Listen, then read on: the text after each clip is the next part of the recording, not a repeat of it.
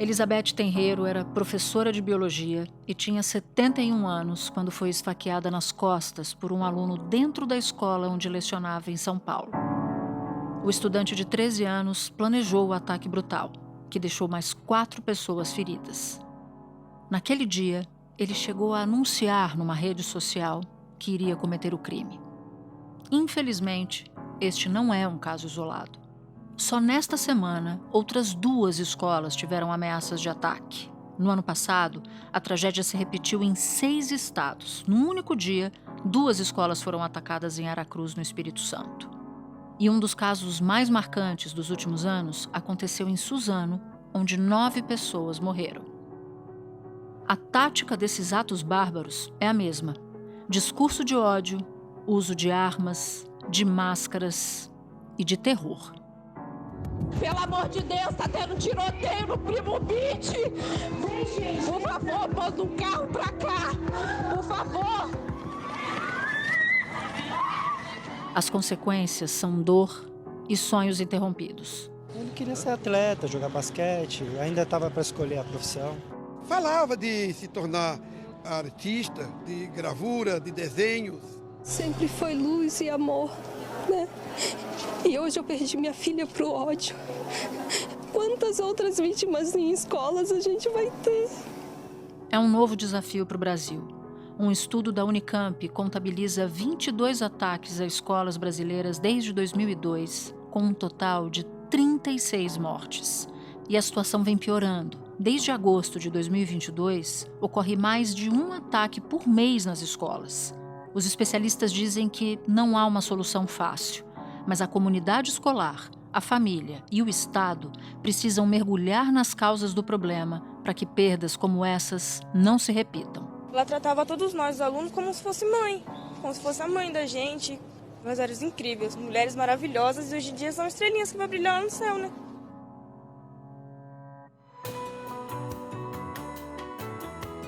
Da redação do G1, eu sou Natuza Neri e o assunto hoje é a explosão da violência dentro das escolas, os desafios da prevenção e do apoio para jovens e adolescentes diante do avanço do extremismo nas redes sociais.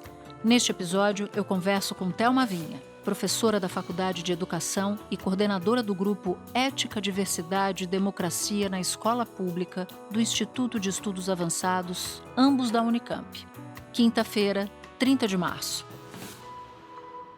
Thelma, você estuda violência nas escolas já faz bastante tempo. E eu queria te perguntar o que mais de 20 casos ou 20 casos nos últimos anos têm em comum? O que um diz sobre o outro? Nos estudos que a gente tem realizado, analisando esses vários casos, o crescimento, e sempre o importante é que são estudantes e ex-estudantes a nossa amostra, tá? Então, que eles têm uma intencionalidade no ataque, não é uma coisa assim, aconteceu uma briga e eu usei o estilete. Houve uma intencionalidade e eles voltam para a escola para realizar os ataques. Eu não reconheci. Na minha cabeça não era possível ser um aluno nosso, né? Então, o meu instinto foi tirar a máscara, né? Aí eu puxei a máscara, assim que eu puxei eu vi. E eu disse o nome dele, né? Eu falei, por que você fez isso? E o que nós encontramos é que eles têm em comum algumas características, por exemplo, eles são jovens, então eles têm entre 10 e 25 anos, né? Eles são do sexo masculino, eles são brancos, certo? E, além disso, existe um gosto por violência, um culto às armas. A maior parte dos ataques, eles foram causados por armas, né? Então, quando usa arma, a letalidade é muito maior. Há ainda uma característica de masculinidade tóxica, de uma misoginia, né? De um discurso de ódio, de um ódio generalizado, que eu abordo também daqui a pouquinho, e eles apresentam sinais de transtornos psiquiátricos variados. Eles também apresentam uma característica de um certo isolamento social. Eles não são os populares, sabe? Eles têm relações interpessoais mais restritas, com grupos pequenos, eles passam muito tempo online, né? Existe também uma questão de uma falta de propósito de futuro, de uma perspectiva de futuro. E muitos ainda abandonam a escola, né? A escola é fator de proteção, né? E quando eles abandonam é muito comum aí eles aumentarem ainda mais a violência. Mas mesmo quando a gente analisa o tipo de ataque, ele também tem, além do perfil, eles têm algumas características. Por exemplo, todos eles têm um sofrimento na escola. Não é de hoje, então, que a literatura já vai descrever que parte expressiva desses jovens que sofreram bullying desenvolverão depressão na vida adulta, quando não, inclusive, estarão envolvidos em problemas de maior gravidade ao longo do tempo. Uma pesquisa americana mostra que 40% desses jovens que são perpetradores do bullying estarão envolvidos em crimes na idade adulta. Então, a escola, o sentido de escola é um sentido negativo. Então, ou eles vivenciaram bullying, ou eles são excluídos, ou eles vivenciaram situações de humilhação. E, com o tempo, no passar dos anos, os ataques eles ainda têm outra característica. Além desse sentimento negativo, eles são cometidos por adolescentes que são usuários de uma subcultura extremista. Então, eles começam a pretender fazer o maior número de vítimas, virarem santos, que são aqueles jovens cultuados nesse submundo, que são aqueles que conseguem matar mais pessoas. Então, eles têm articulação com essas comunidades mórbidas, com esses chãs, com esses fóruns. Pouco antes do ataque, Guilherme publicou várias fotos numa rede social. Estava armado, com o rosto coberto, com a arma e a máscara de caveira. Segundo a polícia, as botas, as roupas pretas e a máscara de caveira que Guilherme usava indicam que os dois agiram motivados por um jogo de videogame que reproduz cenários de guerras e combates. Os investigadores querem saber agora que site eles acessavam, como se comportavam nas redes sociais e os jogos que mais gostavam. Tudo para entender a motivação do crime. E a gravidade é que, se há uns anos atrás eles entravam pela Deep Web, que é muito mais difícil, internet profunda, eu precisava de uma plataforma específica, um navegador específico, atualmente isso está cada vez mais na superfície da internet. Então, é Instagram, é Twitter. Então, é muito fácil achar perfis e comunidades para esses jovens. E eles são cooptados, principalmente, esses meninos, por jogos online. O problema não é o jogo violento, não, mas é que na interação com Roblox, Fortnite, durante o chat, aí eles falam palavrão, aí xinga, aí no chat eles funcionam como um mecanismo de sedução, sabe? Então, angaria simpatia, incentiva aquilo que ele está falando e tem o convite para entrar, para migrar para outras plataformas, tipo Discord, em que tem comunidades extremistas em que o discurso de ódio impera, Então, eles vão sendo radicalizados cada vez mais cedo. Eu quero entrar um pouco mais nesse ponto específico que você acaba de citar e ler um trechinho de uma informação sobre um relatório que foi produzido pelo Grupo de Transição sobre Educação no governo Lula, agora, nessa transição recente de um governo para o outro. Dizendo o seguinte, que até a primeira década dos anos 2000 não havia registro no Brasil de ataques planejados a escolas. Você já citou há pouco esse papel da internet nesses novos casos. Então eu queria te pedir para nos contar o que mudou nessas 2 décadas e o que pode explicar esse aumento recente de ataques. Além desses grupos extremistas, eles passam a estar na superfície da internet, de fácil acesso, existe esse efeito midiático muito forte que nós não tínhamos antes. Então, por exemplo, Columbine, o ataque de Columbine, ele é um marco midiático. 12 alunos, um professor, vítimas de 2 atiradores, Eric Harris e Dylan Klebold, que se mataram depois de dispararem 188 tiros de revólveres, pistolas e um rifle. Em 10 anos, centenas de milhões de dólares foram gastos em segurança nas escolas. Detectores de metal, câmeras de segurança, mais de 6 mil policiais contratados. E nada serviu de lição. Segundo um levantamento do Washington Post, desde o tiroteio em Columbine em 1999, a média de 10 tiroteios em escolas por ano aqui nos Estados Unidos. Algumas estimativas mostram ainda mais. Nesse período também, segundo esse levantamento, mais de 200 mil estudantes no país experimentaram violência armada durante um horário de aula. Porque como foi todo televisionado, tinha câmera, isso repercute no mundo inteiro e ele passa a inspirar. Então ele é um marco, porque esses meninos buscam notoriedade, eles se inspiram na escolha das roupas, das armas, Quem faz isso pretende ser famoso. Mas não é só isso, né? A gente viveu nos últimos anos, são variáveis interrelacionadas, mas a gente viveu uma cultura, um aumento da cultura da violência, um discurso social autorizando o tratamento dos conflitos pela violência, não pela palavra, né? Isso, inclusive, é chamado terrorismo estocástico, que é quando há uma manipulação da comunicação para causar medo, para causar terror. Então, esse discurso social, ele encoraja atos agressivos. Então, é como se ele estivesse dando autorização, permissão para agir. Mas aí o que acontece? Houve, por exemplo, o papel da escola, muito um cerceamento de que não se fala nisso, não se fala em política. Como se falar em política é a mesma coisa que ser partidário, e não é. Então, a escola não ocupa esse papel. E isso fica, o fato de você não ocupar esse papel faz com que eles mantenham os mesmos pensamentos. Eles só não expressam, porque não pode expressar publicamente na escola, mas eu continuo nas redes sociais. Então, você tem o que a gente fala, uma câmara de eco, que alimenta tudo isso, que potencializa tudo isso. Por exemplo, esses grupos extremistas, eles reforçam uma característica que aparece do sujeito, né? Enquanto, se eu te falasse que minha namorada traiu tal, e eu te xingasse, você dizer assim para mim, Natuza, Thelma, mas vocês não tinham nada sério, isso às vezes acontece, suaviza. Esses grupos potencializam, eles ofendem, eles dizem que mulher é tudo isso. Então, se o menino diz assim, eu vou me suicidar, ele fala, vai, mas não vai sozinho, leva outras pessoas. Então, você tem um ambiente em que ele é muito favorável para que essas coisas ocorram. Nesse ponto que eu queria chegar, o que tem nesse discurso extremista ou nesses subgrupos extremistas que fisga tanto esses jovens? Por que que eles são presas para esse discurso extremista? Eles se sentem valorizados, lá a escuta, então há o acolhimento. Então, se você tem um filho que diz assim, sei lá, desde coisas básicas, o Elvis está vivo, você fala, imagina, você vai acreditar numa coisa dessa? Se uma pessoa tem uma piada racista, você fala, cara, nada a ver se é violência.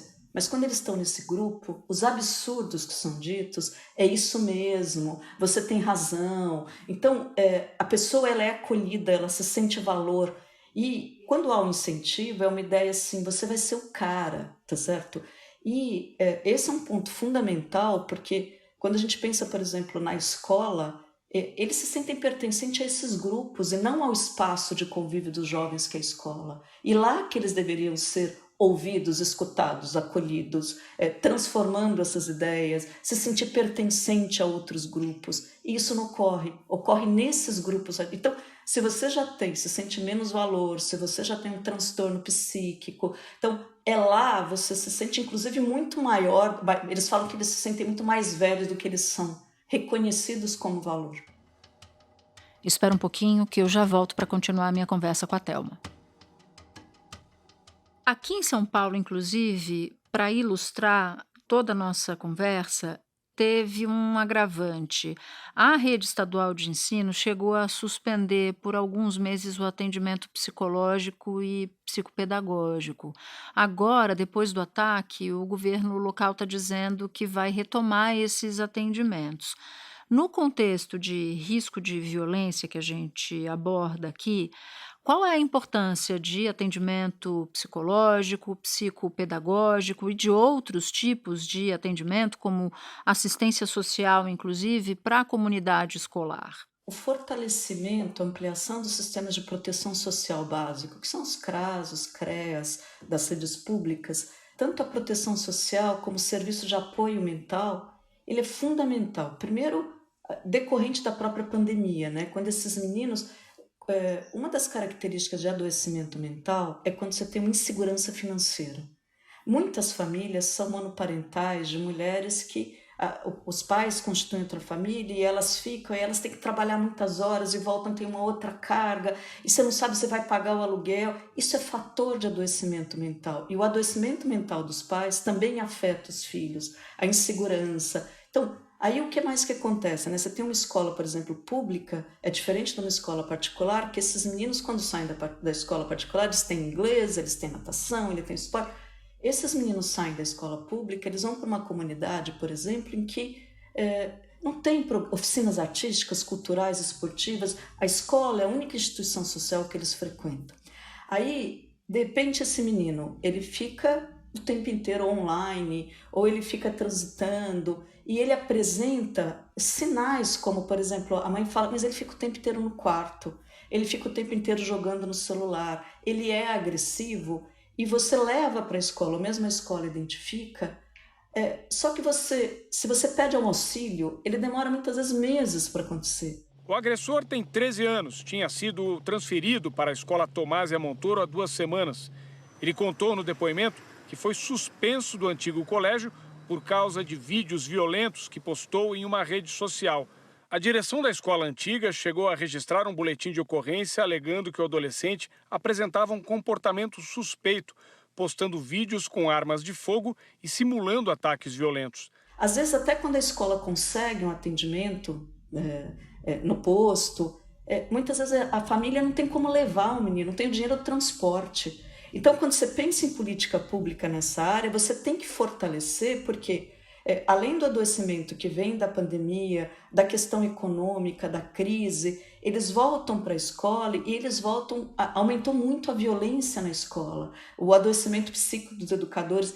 Então, você está vendo que está tendo um agravante, uma soma de coisas que estão se acumulando e que nós precisamos urgentemente de políticas públicas que sejam integradas. Então, é a promoção social, o serviço de apoio à saúde mental, é a escola atuando em conjunto. Então, não cabem propostas reducionistas. Está se propondo cada vez mais polícia dentro da escola, o aumento da fiscalização. E todos os estudos dessa área, eles têm mostrado que, por exemplo, Estados Unidos é o lugar que mais tem proteção em escola e mais tem arma. E do começo do ano até hoje, nós tivemos 19 ataques em escolas. A escola de Barreiras, na Bahia, ela era cívico-militar, tinha polícia militar dentro da escola. Eram 7h20 da manhã quando o atirador chegou à porta da Escola Municipal Eurides Santana, conveniada à Polícia Militar, que fica em Barreiras. Um adolescente de 14 anos que tinha sido transferido há pouco tempo de Brasília para a escola. Vinha fazendo ameaças aos colegas na internet. O pai do atirador, um policial militar da reserva, disse que a arma era dele, mas que não sabe como o filho conseguiu pegar o revólver. Como os ataques são planejados meticulosamente, isso não funciona. A gente defende segurança externa à escola, proteção quando aquela região é vulnerável, mas não polícia disciplinando o aluno. Porque essa escola tem que ser aberta à comunidade, né, integrada ao território. E a sociedade? O que a sociedade pode fazer para contribuir, para evitar uma escalada dramática como a que a gente tem visto aqui no Brasil e fora? Quando a gente está falando de formação, de convivência em escola, a gente está falando de futuro de sociedade mesmo, isso é fundamental. Radicalização da juventude é futuro de sociedade. Então, existem algumas propostas e acho que a pressão ajuda a isso de não buscar até saídas fáceis. Por exemplo, é fundamental que não se divulgue nenhuma informação sobre os procedimentos usados pelos autores dos ataques. Os estudos mostram que a cada ataque, a forma como ele é divulgado, tem 3 novos. Isso já está acontecendo, né?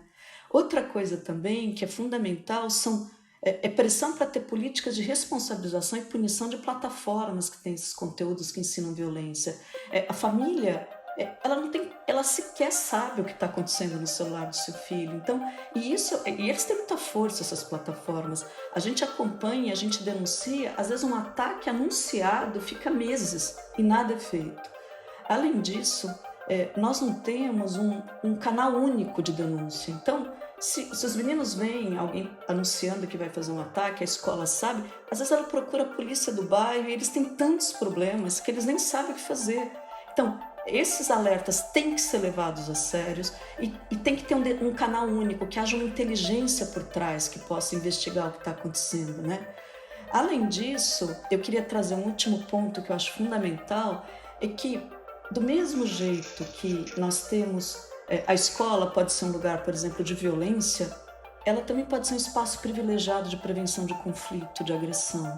A escola ela é um espaço, enquanto a família são os valores da sua comunidade, aquela família pode ser homofóbica, pode ser misógina, Quando ele entra na escola, a escola é a aprendizagem da convivência no espaço coletivo, a formação da sociedade. Ela tem que transformar esses valores em valores socialmente desejáveis. A internet, ela tem o poder de propagar aquilo que nós chamamos de uma personalidade eletrônica. O que é isso? Isso quer dizer que na internet nós somos mais insubordinados, na internet nós somos mais agressivos, na internet nós somos mais sexualizados. A hora que você volta para a vida real, você traz muito dessa característica. Então, algumas pesquisas já apontam que se nós conseguirmos ter pelo menos uma refeição em conjunta com os filhos ao longo da semana, isso já se torna um fator significativo e protetivo da saúde mental dos nossos pequenos. Cria espaços de mediação de conflito, assembleia em que os alunos vão discutir seus problemas coletivos, equipes de ajuda que são jovens, preparados para cuidar um dos outros, para incluir aquele que está excluído. Então, você tem que ter políticas públicas e o MEC tem que capitanear esses esforços, porque se a escola tem um sentido tão negativo, é lá que a gente vai ter que atuar para que ela seja mais receptiva, mais agregadora. Então, em vez de se investir em política de segurança, se investe nisso, porque esse ambiente mais positivo, ele gera o bem-estar para todo mundo. E isso é muito mais importante, né? Eu tenho certeza de que quem está nos ouvindo agora está se fazendo uma pergunta e eu queria fazer exatamente essa pergunta para você. Como é que estudantes, pais, educadores, funcionários das escolas, por exemplo, podem identificar comportamentos de risco? Como é que dá para fazer? Há mecanismos para isso? O que você diria para as pessoas que estão nesse momento se perguntando, ok, mas que sinais eu preciso ficar atento para identificar que algo pode dar errado? Tem alguns sinais, mas você pode ter todos esses sinais e não cometer nenhum ataque, tá? Mas tem alguns sinais. Por exemplo, o interesse incomum por assuntos violentos. Então, uma certa obsessão por arma de fogo, por massacres, eles falam muito sobre isso, né? Outra coisa também é a agressividade no jeito de falar, expressões, por exemplo, pejorativas para falar de mulheres, de meninas, racismo muito forte, fala de homossexuais como se fosse com raiva, com ódio, porque eles têm um sentimento como se o mundo os devesse para eles, como aquilo que falta é porque os grupos minorizados, né, eles estão retirando, então é o feminismo que está retirando a possibilidade de eu ficar com as meninas, são as cotas que tiram minha oportunidade de futuro, então eles têm um discurso de raiva.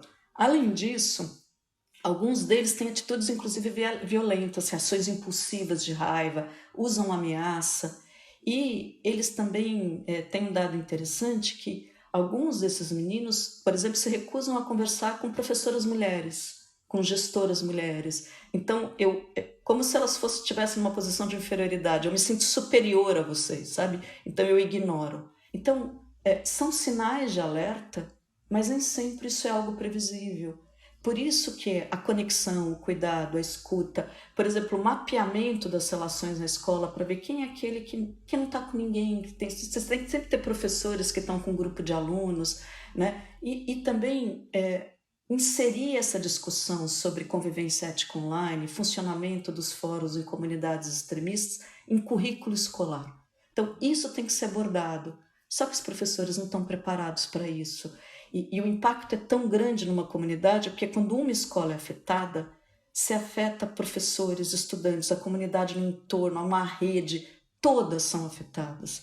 E, portanto, preparar professores para lidar com situações assim. Sem dúvida, porque, por exemplo, quando tem um conflito na escola, os estudos que a gente fez mostram que a escola atua como bombeiro. Acontece um problema, ela lida depois. Não tem ações preventivas, ações promotoras das competências socioemocionais, mas porque eles não sabem como fazer. Eles não sabem como fazer espaços de mediação, eles não sabem como criar os círculos de diálogo, de expressão de sentimentos. E é aí que entram as políticas públicas. É aí que nesse preparo, nessa formação, nessa capacitação, por exemplo, você fala com um professor de plataforma como o Discord, eles não conhecem. Então, é aí que entra a política pública, para que esses temas sejam... Porque a gente está falando de futuro, a gente está falando da nossa sociedade. Então, isso é urgente, né? E é isso que a gente defende muito muito mais do que investir em segurança, em vigilância. Tem que ser uma escola de cuidado, não de vigilância. Thelma, eu te agradeço demais. Foi muito, mas muito importante te ouvir aqui hoje. Muito obrigada. Eu desejo que você tenha um bom trabalho e eu espero que haja mudanças em todos os sentidos que você tão bem nos explicou aqui. Obrigada. Eu que agradeço a oportunidade de conversar com vocês e que as tragédias que aconteceram sejam motivos para a gente mudar, né, para transformar. Acho que isso que é o mais importante. Sem dúvida. Muito obrigada. Este foi o Assunto, podcast diário disponível no G1, no Globoplay, no YouTube ou na sua plataforma de áudio preferida. Vale a pena seguir o podcast na Amazon ou no Spotify, assinar no Apple Podcasts, se inscrever no Google Podcasts, no Castbox ou no YouTube e favoritar na Deezer. Assim, você recebe uma notificação sempre que tiver um novo episódio. Comigo na equipe do Assunto estão Mônica Mariotti, Amanda Polato, Tiago Aguiar, Gabriel de Campos, Luiz Felipe Silva, Tiago Kazuroski, Etos Kleiter e Nayara Fernandes. Eu sou Natuzaneri e fico por aqui. Até o próximo assunto.